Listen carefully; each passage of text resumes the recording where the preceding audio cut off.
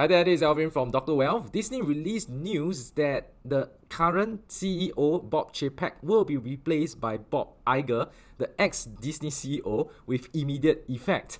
And this is quite unusual because Bob Chapek was a successor to Bob Iger 2 years ago, and suddenly this just happened. But somehow the market loved this a lot because after the announcements was made, Disney closed the day by 6% up, and that's about equivalent to $10 billion worth of market cap. So who is this Bob Iger? Why is he such a superstar and well liked by investors? And if you have came across his book called The Ride of a Lifetime, it's one of the best sellers previously, and he shared about his journey in Disney, as well as some of his management principles. Okay, so I want to highlight to you what he has accomplished in Disney, and then you make the call yourself. So Iger managed to accomplish two things, okay, based on what I read from the book. And these two things are really very important and critical to Disney's success. The first is that he managed to strategize and realize that Disney needs to own the most important entertainment franchises in the world. And of course, strategizing is easy. Everyone can do that. It's just which strategy is more important than another one, right? So he managed to pinpoint the right one. But more importantly, he was able to convince the people who own all these franchises to sell them to Disney. This is the most difficult part, if you ask me, right? Because a lot of all these franchise owners or creators of these entertainment brands, they had a very strong sentimental value attached to all this creation that they've done. It is not easy to ask them to let go, and all these people tend to have very high ego as well, right? So it is not easy to convince, but Iger managed to do it. Right? So let's look at some of these blockbuster buys, right? So the very first one is Pixar. Pixar was founded by Steve Jobs, and we all know that Steve Jobs has a very hard character, and he doesn't take nonsense, and he is not easy to negotiate with. But Bob Iger managed to be a very good friend to Steve Jobs and managed to convince him that he should sell Pixar. And in fact, he shared a very heart-wrenching story where he recounted 30 minutes before the deal announcement, Steve Jobs told Iger that he has a cancer remission and he doesn't know how long more he can live. And he even gave Iger the option, right? You can back out, you can blame me, back out the deal, and let's take it. It didn't happen.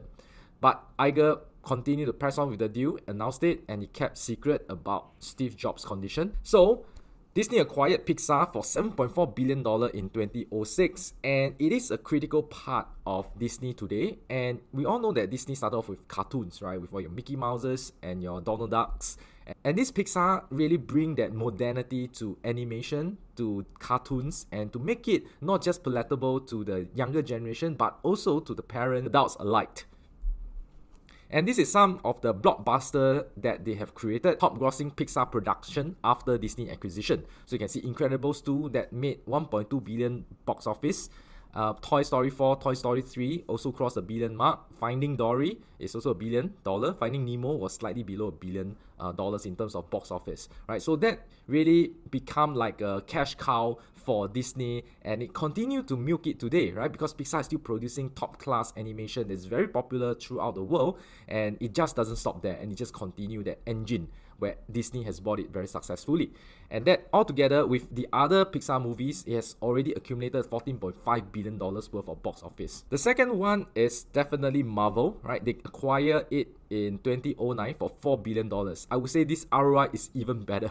Okay, and the thing was that because Marvel was already a listed company then, but it wasn't doing very well. It just came out from bankruptcy and was trying to struggle to find its food. Majority of its content was delivered via comics, and it has limited reach in a sense, right? So it was Disney that really brought it to another level, right? The studio was able to produce great movies. Let me just maybe blow this up for you so that's easier for you to see. And of course, all the Marvel superheroes, whether is it X-Men, whether is it the Avengers, they have all done very well, right? Especially the Avengers side. Okay, if you take a look, these are the top grossing, top 10, and they all cross $1 billion, with Avengers Endgame and Avengers Infinity War cross $2 billion worldwide box office sales, right? So I would say that this is even a much better investment as compared to Pixar. Pixar is already very fantastic, right? This is even better because they bought it for a lower price at $4 billion instead of $7.4 billion, and yet the takings from the box office is a lot more, right? Altogether, there's $28 billion so far and counting.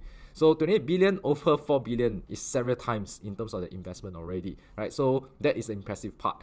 And then the third one is Lucasfilm, which makes the Star Wars franchise. Okay, so it is very important to this founder, George Lucas. He even said that if I die, my obituary, the first time should read Star Wars creator George Lucas. He has a lot of sentimental value to Star Wars, and he doesn't need to sell. He doesn't need the money, right? He is very passion driven. He has money as well, right? So he doesn't fancy selling it. When Bob Iger first asked him, right, are you willing to sell Lucasfilm? He said no, but he did add that if I want to sell, I will sell to you and not anybody else. So that says a lot about Bob Iger. He somehow has that magic to convince all these top-class legends in the entertainment field to really agree to sell their precious creation to Disney.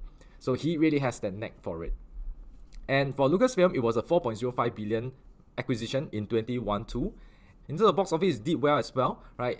Just 6 movies after the Disney acquisition, and it raked in total of $5.9 billion box office. Again, the story continues, right? Because they had a lot more extension, and they created content for Disney Plus with their TV series as well, right? The Mandalorian, all this, okay? So we are only just looking at the ROI from the box office point of view, but there's actually a lot more, including all the merchandises as well. So it was really clear that Bob Iger was a very critical figure that managed to strategize and convince those legends to sell those franchises to Disney. And that's what's made Disney today with all the competitive advantages, because all these content are not easily replicable, right? You can't really just create another you just can't really create another Iron Man, you just can't really create another Hulk. All these belong to the Marvel franchise. That's where you can see where investors are very hopeful that Bob Iger is coming back and to steer the ship for Disney.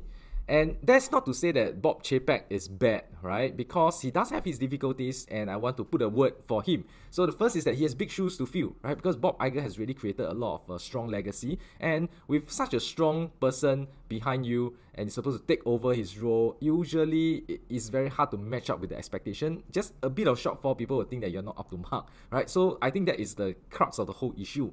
And in fact, if you look at his performances, it's not that bad because he just took over Disney before COVID happened. And the theme parks and the theaters all get hit very badly. Yet, he managed to steer Disney out of this COVID issue, right? With the theme parks recovering their revenue and then some more. It's a record revenue that was made from the theme parks even before COVID. So you must give him some credit for that, right? And also, under his watch, Disney Plus was catching up quickly with Netflix. And they also estimated that 2024 would be the time where Disney Plus will be profitable. So probably he just needed more time. But all of a sudden, he was just so-called fired and replaced by the previous boss that he had. With Bob Iger back, of course, investors continue to have their expectations, right? I would say that investors will want to see Disney Plus to overtake Netflix in terms of the number of subscribers. And the number of subscribers currently, Disney Plus is at 164 million and Netflix at 223 million. So there is still some room to catch up, but it seems like they are rising fast, right? As compared to especially the last quarter, Disney was still adding a lot more subscribers faster than Netflix. And they would probably want Disney Plus to be profitable even before 2024, right? Because Bob Chapek promised is 2024. Maybe Bob Iger can pull some magic and make it profitable in 2023. And another thing that investors would want to see is that the entire flywheel of Disney is completed again. The story goes in the sense that let me just blow this up for you. So in 1957, Walt Disney, the founder, actually drew this, right? So this is the Disney flywheel, where we understand that they produce a lot of content, cartoons, and they get distributed to TVs, and they make music and distribute further to enhance the experience. They have live performances, and they have merchandises to sell, and they have comic strips, they have magazines, and they have the theme parks. Okay, so one reinforce another, right? Because, for example, if you watch a cartoon on TV, you feel inspired, you want to buy the merchandise, and you want to visit Disneyland, and where you buy even more merchandise, and you experience that Disney magic in Disneyland, that makes you even more entrenched in the ecosystem, and you might want to buy everything that they produce, whether it's a magazine, publication, comic strips, and that further enhance that attachment to Disney. So Disney is an ecosystem play, is an integrator. They try to keep every customer within their ecosystem and make them spend more. Okay, so what happened was that when Netflix came about, that damaged the TV side because Disney owns quite a number of cable TV channels, and that will serve as a distribution for their content. And with less people watching cable TV, there was a threat, right? Because Netflix is coming out with streaming, people are moving over, and that caused Disney to lose that part of the flywheel. And that incompleteness would cause the entire business in Disney to spiral down. So they need to fix it, and that was why Disney Plus was created, and it has been very successful. I would say the most successful after Netflix in terms of the streaming business, and they are now challenging Netflix for the #1 spot. So they will definitely want Disney Plus to be able to patch that hole that cable TV is gradually losing, right? And eventually when they do that, that Disney flywheel is completed again, and investors will expect the growth to come back and the dividends to come back as well, because since COVID, dividends was stopped.